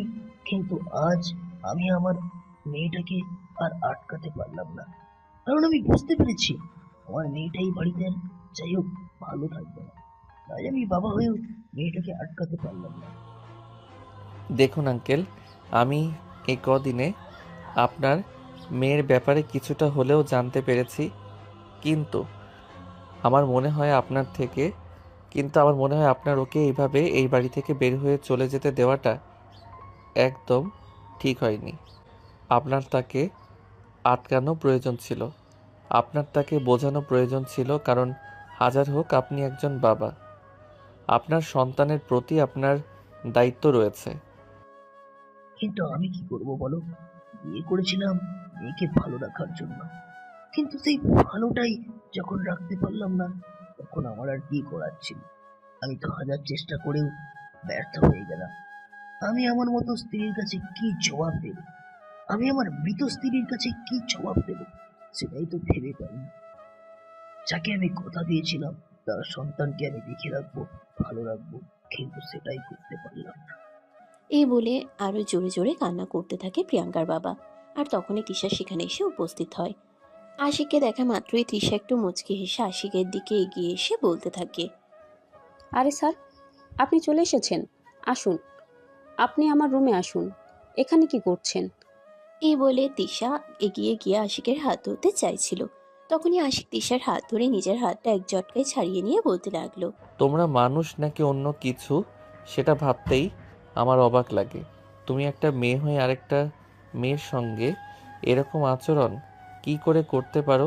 হাজার হোক তোমার শরীরে যে রক্ত বইছে তার শরীরেও একই রক্ত। স্যার প্লিজ, আপনি আমার টিচার আছেন, টিচারের জায়গায় থাকুন। আমাদের ফ্যামিলিগত ব্যাপারে নাক গলাতে আসবেন না, এটা আপনার কাছে থেকে আমি আশা করছি না। দেখো, যার কাছে মনুষ্যত্ব বোধ নেই তাকে আমি আর যাই হোক আমার স্টুডেন্ট বানাতে পারি না। আমার ভাবতে অবাক লাগে, আমি তোমার টিচার। কথাগুলো তোমাকে বলতে চাইনি তিশা, কিন্তু তারপর আমি বলতে বাধ্য হলাম। তুমি তোমার বোনকে কিভাবে বাড়ি থেকে বের করে দিতে পারলে? স্যার, আপনি মনে হয় ভুলে যাচ্ছেন, সে আমার আপন বোন নয়, সৎ বোন। সে কখনোই আমার ভালো চায় না, আমার ভালো চাইতে পারেই না। তাছাড়া ও যেটা যোগ্য, ওর সঙ্গে সেটাই হয়েছে। এখানে আমাদের কোনো দোষ নেই। আপনি কেন অযথাই আমাদেরকে দোষারোপ করছেন? হ্যাঁ, সত্যি তোমাদের কোনো দোষ নেই। সমস্ত দোষ হলো এই লোকটার, যে তোমাদের পিতা তোমাদের দুই বোনকে জন্ম দিয়েছেন, তোমার মাকে স্ত্রীর অধিকার দিয়েছেন। উনি যদি এই ভুলগুলো না করতেন তাহলে হয়তো উনাকে এই বয়সে এসে এই পরিস্থিতিগুলোর মুখোমুখি হতে হতো না। তাই আমি সমস্ত দোষ ওনাকেই দিচ্ছি, তোমাদেরকে কিছু বলছি না। তবে আজকের পর থেকে আমি কখনোই তোমাকে টিউশন পড়াতে আসবো না। আপনার কি মাথা খারাপ হয়ে গেছে স্যার? আপনি ভুলে গেছেন আমার বাবা আপনাকে প্রতি মাসে কত টাকা পেমেন্ট করে আমাকে টিউশন পড়ানোর জন্য। আই এম সো সরি, কিন্তু আমি তোমাকে আর টিউশন পড়াতে আসবো না। আজকে তোমাদের বাড়িতে আমার শেষ দিন। আঙ্কেল, আমি আসছি। এই বলে আশিক তিশা তার বাবাকে কোনো কথা বলার সুযোগ না দিয়ে বাড়ি থেকে বের হয়ে চলে আসলো। এদিকে প্রিয়াঙ্কা বাসা থেকে বের হওয়ার পর তার খুব কাছের এক বান্ধবীকে ফোন করে আর সবকিছু খুলে বলে। সবকিছু শুনে তার বান্ধবী তাকে তাদের বাসায় চলে যেতে বলে। কিন্তু সেখানে যাওয়ার পর শুরু হয় আরো নতুন ঝামেলা। আসলে বর্তমান সময়ে যুবতী মেয়েরা কোনো জায়গায় নিরাপদ নয়। বান্ধবীর বড় ভাই প্রিয়াঙ্কাকে আগে থেকেই কুনজরে দেখতো, অনেকবার খুব প্রস্তাবও দিয়েছিল। তবে প্রিয়াঙ্কা তখন রাজি হয়নি। তবে সে এখন মনে মনে ভেবেছিল হয়তো সে মানুষটা একটু ভালো হয়ে গেছে, তাই তো এখানে আসা। কিন্তু ঝামেলা তো হলো সেদিন রাতের বেলা। প্রিয়াঙ্কা আর তার বান্ধবী একই রুমে একই বিছানায় ঘুমিয়েছিল। তার বান্ধবীর ভাই ততদিনে বিয়েও করে নিয়েছিল। তাই প্রিয়াঙ্কা একটু নিশ্চিত ছিল বউকে রেখে কখনোই এই রুমে কোনো আকাম কুকাম করতে আসবে না। অপরদিকে প্রিয়াঙ্কার বান্ধবী দরজা খোলা রেখেই ঘুমিয়ে পড়েছিল। প্রিয়াঙ্কার শরীরটা অনেক বেশি ক্লান্ত ছিল, তাই দরজা খোলা নাকি বন্ধ সেসব ব্যাপারে খেয়াল করার এত খেয়াল তার ছিল না। মাঝরাতেই হঠাৎ প্রিয়াঙ্কা খেয়াল করলো কেউ তার শরীরে স্পর্শ করছে। প্রিয়াঙ্কা চিৎকার দিয়ে উঠে। তখনই প্রিয়াঙ্কার বান্ধবী লাইট অন করে। দুজনেরই চক্ষু চড়ক গাছ। প্রিয়াঙ্কা তখন তার বান্ধবীকে বলতে থাকে, দোস্ত, তোর এখানে আসাটা আমার ভুল হয়ে গেছে। আমার উচিত হয়নি তোর এখানে আসা। আই এম সো সরি দোস্ত, আমাকে ক্ষমা করে দে। আমার ভাই আমার বান্ধবীর সঙ্গে এরকম কাজ করবে এটা আমি কল্পনাও করতে পারিনি। ছিছি ভাইয়া, তুই এতটা নিচু মানসিকতার, এটা আমি ভাবতেই পারছি না। এই দেখ, এত সাধু সাজার চেষ্টা করিস না। বাড়ির ভিতরে এত সুন্দর একটা জিনিস, এটাকে রেখে অন্য রুমে শুয়ে থাকা যায় নাকি? পলি, তুই ওই রুম থেকে বের হয়ে যা। তোর বান্ধবীর সঙ্গে আমি একটু সময় কাটাবো। কথাটা বলা মাত্রই পলি তার ভাইয়ের গালে ঠাস করে একটা চড় বসিয়ে দিয়ে বলতে লাগলো, দুনিয়াতে এত মানুষ মরে যায়, তুই মরতে পারিস না?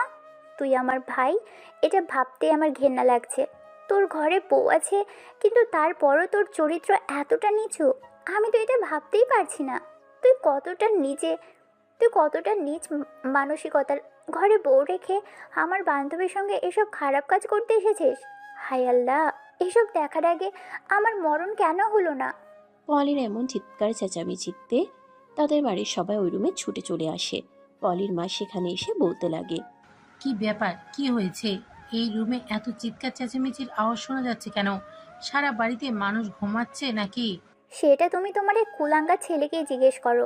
তোমার ছেলের বিয়ের আগে কখনো আমার কোনো বান্ধবীর বাড়িতে নিয়ে আসতাম না, শুধুমাত্র তোমার ছেলের এইসব ভালো চরিত্রের জন্য। আর আজ একটা বান্ধবীকে বিপদে পড়েছে বলে বাড়িতে নিয়ে এসেছি, আর এখন তোমার ছেলে এসব করছে। ছি ছি ছি, আমার ভাবতেও লজ্জা লাগছে। কি রে রূপ, এসব আমি কি দেখছি? পাশের রুমে তোর বউ ঘুমাচ্ছে। তোর বউ যদি এসব জানতে পারে তাহলে কি হবে সেটা একবার কল্পনা করেছিস? কাম অন মা, এসব চিন্তা করে কি হবে? আমার বউটা তো আর এই আইটেমটার মতো এত সুন্দরী নয়। আমার বউটা যদি এতটা সুন্দরী হতো তাহলে নিশ্চয়ই আমি এই আইটেমটার কাছে আসতাম না। তাছাড়া খাঁচার ভিতর যদি এত সুন্দর মুরগি থাকে তাহলে কোনো শিয়াল চুপচাপ বসে থাকবে বলো শুনি? কথাটা শোনা মাত্রই পলির মা প্রচন্ড পরিমাণ রেগে গেলেন আর রূপের গালে ঠাস ঠাস করে বেশ কয়েকটা চড় বসিয়ে দিয়ে বলতে লাগলেন, তোর ভালোর জন্যই বলছি, চুপচাপ এক্ষুনি রুম থেকে বের হয়ে চলে যাও। তা না হলে তোর সঙ্গে এমন কিছু হবে যেটা তুই কল্পনাও করতে পারবি না। তোর বউ এখনো কোনো কিছু জানে না। তখনই রূপ যেন আরো গর্জে উঠল। সে চিৎকার দিয়ে বলতে লাগলো, জানলে জানুক, তাতে কি যায় আসে? বিয়ে তো দিয়েছো একটা গর্দভ মার্কা মেয়ের সঙ্গে, এরকম সুন্দরী একটা মেয়ের সঙ্গে দিতে পারলে না? তাহলেই তো আমি বউ নিয়ে সুখী থাকতাম। ভাইয়া, সত্যি বলছি, এখন কিন্তু খুব বেশি হয়ে যাচ্ছে। তুই এই রুম থেকে যাবি নাকি আমি তোর বউকে ডেকে নিয়ে আসবো? তোদের যা ইচ্ছে তাই করতে পারিস, তাতে আমার কিছু যায় আসে না। বউকে ডেকে নিয়ে আসলে বরঞ্চ খুব ভালো হবে। পলির মা আর সহ্য করতে পারছিলেন না। তিনি রূপের হাত ধরে টানতে টানতে রুম থেকে বের হয়ে চলে গেলেন আর পলিকে রুমের দরজা লাগিয়ে দিতে বললেন। পলির মা চলে যাওয়ার পর পলি রুমের দরজাটা লাগিয়ে দিল আর তারপর প্রিয়াঙ্কার পাশে এসে বসলো। প্রিয়াঙ্কা ততক্ষণে কান্না করছে। প্রিয়াঙ্কার ঘাড়ে হাত রেখে বলতে লাগলো, আই এম সো সরি দোস্ত, আমাকে প্লিজ ক্ষমা করে দিস। তোর সঙ্গে এরকম কিছু হবে এটা আমি কল্পনাও করতে পারিনি। প্লিজ তুই আমাকে ক্ষমা করে দিয়ে, সব কিছুর জন্য আমি দুঃখিত। এখানে তোর সরি বলার কিছুই নেই। আমার কপালে যা আছে তা হবেই, সেটা ফেরাতে কেউ পারবে না। তুই ঘুমিয়ে যা, অনেক রাত হয়েছে। তুইও ঘুমিয়ে যা, আমারই ভুল, দরজাটা আটকে তারপর ঘুমানো উচিত ছিল। এই বলে পলি অপর পাশে ফিরে ঘুমিয়ে পড়ল। কিন্তু বাকি রাত প্রিয়াঙ্কা আর ঘুমাতে পারল না। তার চোখে ঘুম আসলোই না। আসবেই বা কি করে? এক অত্যাচারী মায়ের হাত থেকে নিজেকে মুক্ত করতে গিয়ে অন্য শিকারের ফাঁদে পড়ে গেল। সকাল হতে না হতেই প্রিয়াঙ্কা নিজের সবকিছু গুছিয়ে নিয়ে অপেক্ষা করতে লাগলো পলি কখন ঘুম থেকে উঠবে আর পলির কাছ থেকে বিদায় নিয়ে বাসা থেকে বের হয়ে যাবে। পলি ঘুম থেকে উঠে দেখতে পেল প্রিয়াঙ্কাও বিছানার উপর চুপচাপ বসে আছে। পলি প্রিয়াঙ্কাকে বলতে লাগলো, কি ব্যাপার দোস্ত, কি হয়েছে? তুই এখনো বসে আছিস কেন? ঘুমোসনি? দোস্ত, তোদেরকে অসুবিধায় ফেলার জন্য আমি খুবই দুঃখিত। আমি চলে যাচ্ছি। এই বলে পলিকে কোনো কথা বলার সুযোগ না দিয়ে প্রিয়াঙ্কা ওই বাড়ি থেকে বের হয়ে আসলো। যদিও পলি এবং পলির মা অনেকবার তাকে ফেরানোর চেষ্টা করছিল, কিন্তু সে কোনো কথাই শুনলো না। চুপচাপ ওই বাড়ি থেকে বের হয়ে চলে আসলো। অপরদিকে সেদিন যখন ভার্সিটিতে আসলো, পলি যেহেতু প্রিয়াঙ্কার খুব কাছের বান্ধবী এটা আর সে খুব ভালোভাবেই জানতো। পলিকে দেখা মাত্রই আশিক তার কাছে ছুটে গেল আর বলতে লাগলো, পলি, প্রিয়াঙ্কার ব্যাপারে কোনো খবর জানো? প্রিয়াঙ্কা কোথায় আছে? পলি তখন সবকিছু আশিককে খুলে বলল। সবকিছু শুনে আশিক মাথায় হাত দিয়ে বসে পড়লো আর বলতে লাগলো, হায় আল্লাহ, আমি কত বড় ভুল করলাম। আমার তো উচিত ছিল গতকাল একবার তোমাকে ফোন দেওয়া, তাহলে তো আমি প্রিয়াঙ্কাকে পেয়ে যেতাম। কিন্তু এখন মেয়েটা কোথায় গেছে আল্লাহ ভালো জানে। তুমি ছাড়া তো ভার্সিটিতে তার কোনো ভালো বন্ধু নেই যে তার ব্যাপারে কোনো খবর দিতে পারবে। আমার মনে হয় না কারোর কাছ থেকে তার ব্যাপারে কোনো খোঁজ নিয়ে লাভ হবে, কারণ আমার মনে হয় প্রিয়াঙ্কা এখানে কোথাও নেই, হয়তো অনেক দূরে চলে গেছে, যেখানে তার পরিচয় কেউ জানে না, যেখানে কোনো হিংস্র দানব তার উপর ধাবা বসাতে পারবে না। কিন্তু আমি কোথায় যাব, কোথায় তাকে খুঁজবো সেটাই তো ভেবে পাচ্ছি না। হায় আল্লাহ, তুমি প্রিয়াঙ্কাকে খুঁজে পেতে আমায় সহযোগিতা করো। আল্লাহ, এই মুহূর্তে তুমি ছাড়া আমাকে সহযোগিতা করার মতো অন্য কেউ নেই। এই বলে আশিক ভার্সিটি থেকে বের হয়ে পড়লো আর পাগলের মতো প্রিয়াঙ্কাকে সারা শহর তন্ন তন্ন করে খুঁজতে লাগলো, কিন্তু কোথাও খুঁজে পেল না। অপরদিকে প্রিয়াঙ্কা নিজের হাতে জমানো কিছু টাকা ছিল, সেগুলো বাড়ি থেকে বের হয়ে আসার সময় লুকিয়ে নিয়ে এসেছিল। কারণ অচেনা জগৎ, যেখানে পরিচিত কেউ নেই তাকে সাহায্য করার মতো, কেউ নেই সেখানে কিছু টাকা অন্তত প্রয়োজন পড়বে। আর সেই টাকা দিয়ে প্রিয়াঙ্কা ঢাকা থেকে সোজা পঞ্চগড় চলে আসে। সেখানে ছিল তার নানার বাড়ি। যদিও বড় হওয়ার পর প্রিয়াঙ্কা কখনোই সেখানে আসেনি, তবে সেই ঠিকানাটা একটা ডায়েরিতে লেখা ছিল, যে ডায়েরিতে তার মা অনেক কিছুই লিখে রেখেছিলেন। সে ডায়েরি থেকে ঠিকানাটা নিয়ে প্রিয়াঙ্কা ওই ঠিকানায় চলে আসে। বাড়িটা এখন ধরা দিল কোনো মানুষ এখানে বসবাস করে বলে মনে হয় না। প্রিয়াঙ্কা বাড়ির উঠানে এসে চারপাশে একবার চোখ বুলিয়ে তখনই একজন মধ্যবয়স্ক মহিলা এসে তার সামনে দাঁড়ালো আর বলতে লাগলো, কে গো তুমি মা? কোথায় থেকে এসেছো? আন্টি, আমি ঢাকা থেকে এসেছি। এই বাড়িটা আমার চেনা, ছোটবেলায় হয়তো অনেকবার এসেছি। আমি তোমার কথা বুঝতে পারছি না, একটু খুলে বলো আমায়। আমি রাবেয়ার মেয়ে। কথাটা শোনা মাত্রই আশিকের আম্মু দৌড়ে এসে প্রিয়াঙ্কাকে জড়িয়ে ধরলো আর কান্না করতে করতে বলতে লাগলো, এতদিন পর তুমি কোথায় থেকে আসলে? তোমাদের সঙ্গে যোগাযোগ করার কত চেষ্টা করেছি, কিন্তু কোনোভাবে পেরে উঠতে পারিনি। সেই যে তোমার আম্মু মারা গেল, তার দাফন কাফনের কাজ শেষ করে তোমরা শহরে চলে গেলে, তারপর আর একটা বারের জন্য এখানে ফিরে আসলে না। তখন প্রিয়াঙ্কাও ওনার সঙ্গে কান্না করতে করতে বলতে লাগলো, সরি মামুনি, আমি চেয়েছিলাম তোমাদের কাছে ফিরে আসতে, কিন্তু বাবা আমাকে আসতে দেয়নি।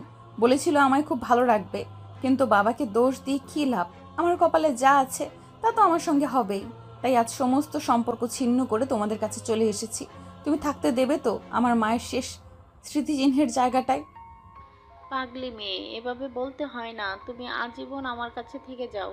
আমি আমার সামর্থ্য অনুযায়ী তোমাকে ভালো রাখার চেষ্টা করব। জানি তোমার বাবার মতো রাজপ্রাসাদ তোমায় উপহার দিতে পারবো না, কিন্তু আমার যতটুকু আছে আল্লাহ পাক রাব্বুল আলামিন আমাকে যতটুকু দিয়েছেন, আমি তার সবটা দিয়ে তোমাকে ভালো রাখার চেষ্টা করব। আমাকে তোমার কিছু দিতে হবে না মামুনি, শুধু এই বাড়িতে থাকার মতো একটু জায়গা দিলেই চলবে। কেন রিমা, এই বাড়িতে আমাদের যতটা অধিকার রয়েছে ঠিক ততটা অধিকার তোরও রয়েছে। তাই ভিতরে আয়, আগে বিশ্রাম কর, তারপর কথা বলা যাবে। তোর মামা মাঠে গেছে, কিছুক্ষণের মধ্যেই ফিরে আসবে। এই বলে প্রিয়াঙ্কার মামুনি প্রিয়াঙ্কাকে নিয়ে বাড়ির ভেতরে চলে গেল। বাড়িটা আর এখন আর আগের মতো জলুস নেই, যতটা প্রিয়াঙ্কার নানা ভাই বেঁচে থাকতে ছিল। একদম জরাজীর্ণ প্রাণহীন হয়ে আছে বাড়িতে এখন। মানুষজন তাকে বলেই তো মনে হয় না। আশিকের আম্মু প্রিয়াঙ্কাকে বাড়ির ভিতর নিয়ে এসে হাত মুখ ধুতে বলেন, আর তারপর প্রিয়াঙ্কার জন্য মুড়ি বাতাসে নিয়ে আসেন। সারাদিন কোনো কিছুই খায়নি প্রিয়াঙ্কা, এগুলো কোনো রকম খেয়ে 4-5 গ্লাস পানি খেয়ে নিল। এটা দেখে আশিকের আম্মু বুঝতে পারলো প্রিয়াঙ্কার পেটে প্রচন্ড ক্ষুধা রয়েছে। আশিকের আম্মু তখন প্রিয়াঙ্কাকে বলতে লাগলো, গরিবের বাড়িতে এসেছিস মা, জানি তোকে সমাদর করতে পারবো না, তবে লবণ ভাত যতটুকু মিলে খেয়ে নিস। আরে মামুনি, বললাম তো তুমি আমাকে নিয়ে কোনো চিন্তা করো না। আমি সব রকম পরিস্থিতিতে মানিয়ে নিতে জানি। তাছাড়া তোমার কি মনে হয় বাবা রাজপ্রাসাদে ছিলাম বলে রাজকন্যার মতো বড় হয়েছি? এরকমটা কখনোই হয়নি। আমি আর 5টা সাধারণ গরিব ঘরের মেয়ের মতোই বড় হয়েছি। তাই চিন্তার কোনো কারণ নেই। তোমাদের যা আছে তার সঙ্গে আমি মানিয়ে নিতে পারবো। ওই যে বললাম না, শুধু আমার একটু আশ্রয় প্রয়োজন। এরপর আশিকের আম্মু প্রিয়াঙ্কাকে বিশ্রাম নিতে বলে রান্নাঘরে চলে গেলেন। তাড়াহুড়ো করে শাক ভাত রান্না করলেন। আর এদিকে তখনই আশিকের আব্বু বাড়িতে চলে আসে। প্রিয়াঙ্কাকে দেখে তিনি প্রথমে চিনতে পারেননি। প্রিয়াঙ্কাকে দেখে তিনি ভ্রুকুচকে নিয়ে জিজ্ঞাসা করেন, এই মেয়ে কে তুমি? আমাদের বাড়িতে কি করছো? দেখে তো মনে হচ্ছে শহরের কেউ। তখনই আশিকের আম্মু এসে বলতে থাকেন, আরে, তুমি আমাদের প্রিয়াঙ্কাকে চিনতে পারছো না? রাবেয়ার মেয়ে এতদিন পর আমাদের বাড়িতে এসেছে। কথাটা শুনিয়ে আশিকের বাবার 2 চোখ দিয়ে জল পড়তে লাগলো। তিনি আপন ভাগ্নিকে বুকে জড়িয়ে নিয়ে বলতে লাগলেন, বোন মারা যাওয়ার পর ভাগ্নি তো পর হয়ে গিয়েছিল, এতদিন একটা বারের জন্য আমার কাছে আসেনি। বোনের জন্য মনটা হাহাকার করে, কিন্তু বোন তো আর ফিরে পাবো না।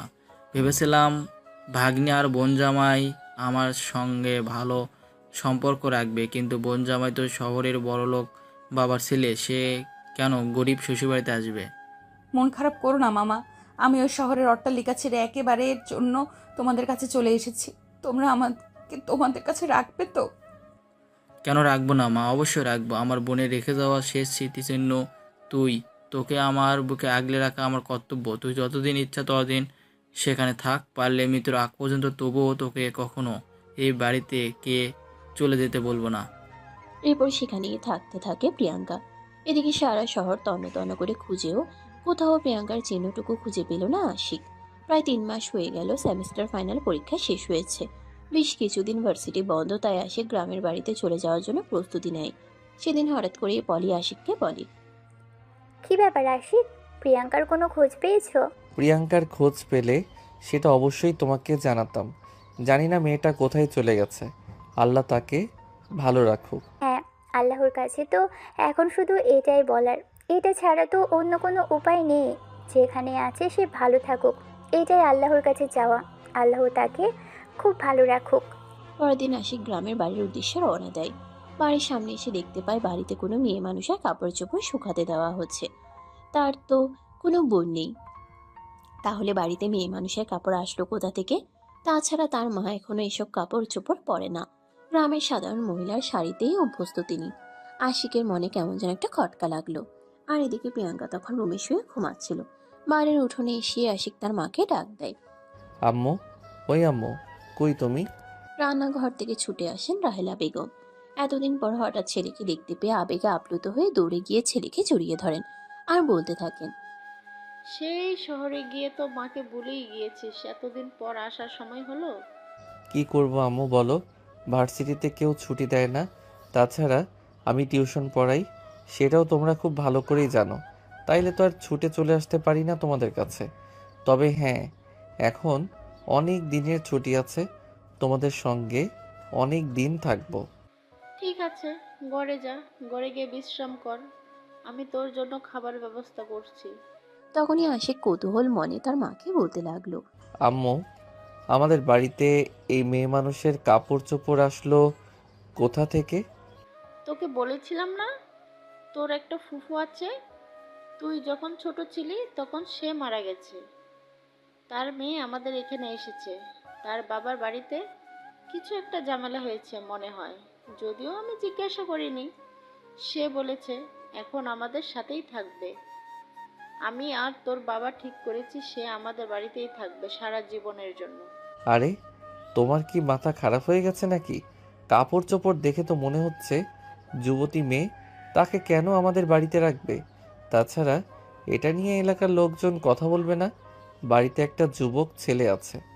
দেখ বাবা, বাড়িটা আমাদের, আমাদের বাড়িতে আমরা কাকে রাখবো না কাকে রাখবো সেটা আমাদের ব্যক্তিগত ব্যাপার। আমরা কারোর কথায় কোনো পরোয়া করি না। তাছাড়া তোর বাবা আর আমি ঠিক করেছি তোর সঙ্গে মেয়েটার বিয়ে দেব, তাহলে তো সে সারা জীবন আমাদের সঙ্গে আমাদের বাড়িতেই থাকতে পারবে। কথাটা শুনিয়ে আশিকের মাথায় যেন আকাশ ভেঙে পড়ল।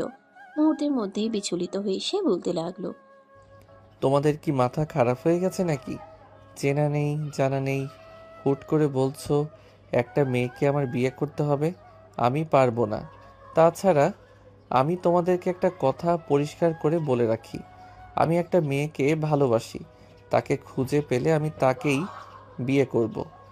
একদম ফাজলাম মাখা কথা বলবি না তো। তোর বাবা আর আমি ঠিক করে রেখেছি এই মেয়েকেই তুই বিয়ে করবি। তার মানে তোকে এই মেয়েকেই বিয়ে করতে হবে। আমরা তোকে ছোটবেলা থেকে লালন পালন করে বড় করেছি। আমাদেরকে কোন অধিকার নেই নাকি তোর ব্যাপারে সিদ্ধান্ত নেওয়ার?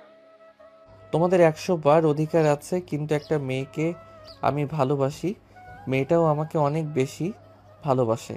হয়তো একটু অভিমান করে দূরে চলে গেছে, কিন্তু যেদিন আমি মেয়েটাকে খুঁজে পাবো সেদিন আমি ওই মেয়েটাকেই বিয়ে করব। আচ্ছা ঠিক আছে, সে সময় হলে দেখা যাবে। এখন বাড়ির ভিতরে গিয়ে বিশ্রাম কর, আমার অনেক কাজ পড়ে আছে। আমি কাজগুলো শেষ করি, তোর জন্য খাবারের ব্যবস্থা করি। তখন আশিক আর কোনো কথা বলল না, চুপচাপ বাড়ির ভিতরে চলে গেল। কিন্তু অঘটন ঘটলো বাড়ির ভিতরে যেতেই। প্রিয়াঙ্কা সেই রুমেই থাকে যে রুমে কিনা আশিক থাকতো। আশিক রুমে প্রবেশ করেই তার রুমে একটা অপরিচিত মেয়েকে শুয়ে থাকতে দেখে প্রচণ্ড পরিমাণে ক্ষেপে গেল আর চিৎকার দিয়ে বলতে লাগলো, এই মেয়ে, আপনার কোনো কাণ্ডজ্ঞান নেই?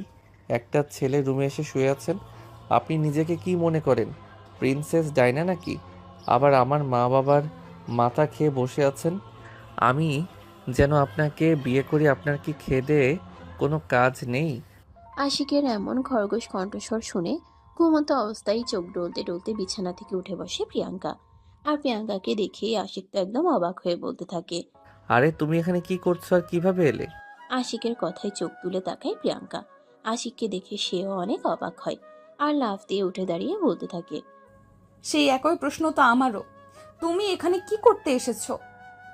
তখন তো খুব বলেছিলে আমায় ভালোবাসো না, এখন কেন আমার পেছন পেছন এই পর্যন্ত চলে এসেছো? আরে পাগলি, এটা আমাদের বাড়ির, এই বাড়িতে আমি আসবো নাকি আসবে? তখনই পিছন থেকে আশিকের আম্মু আশিক আর প্রিয়াঙ্কাকে উদ্দেশ্য করে বলতে থাকে।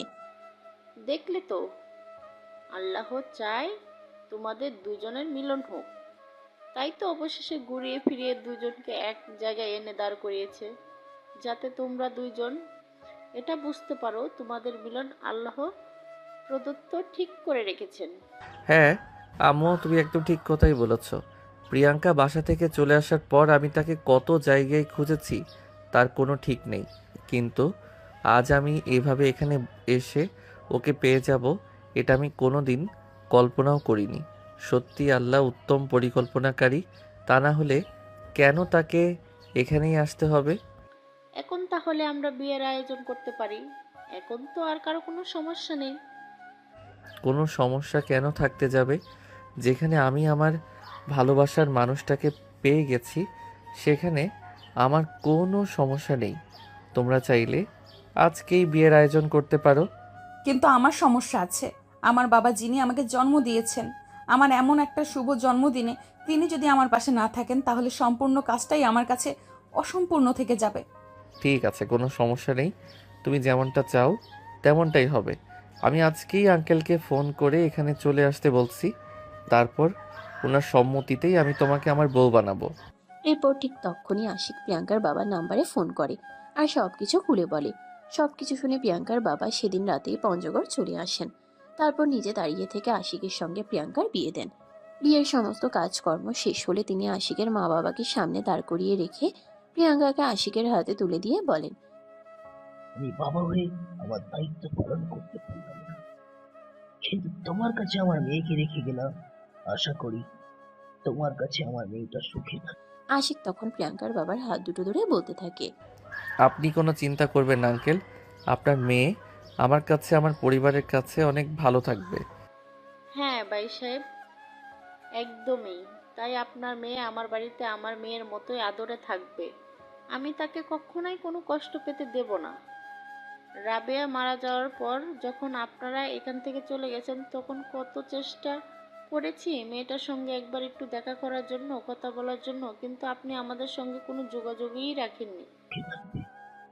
সেটাই ছিল আমার জীবনের সবচাইতে বড় ভুল, কারণ আমি মনে মনে ভাবতাম আপনাদের সঙ্গে যোগাযোগ হলেই আপনারা প্রিয়াঙ্কাকে আমার কাছ থেকে কেড়ে নেবেন।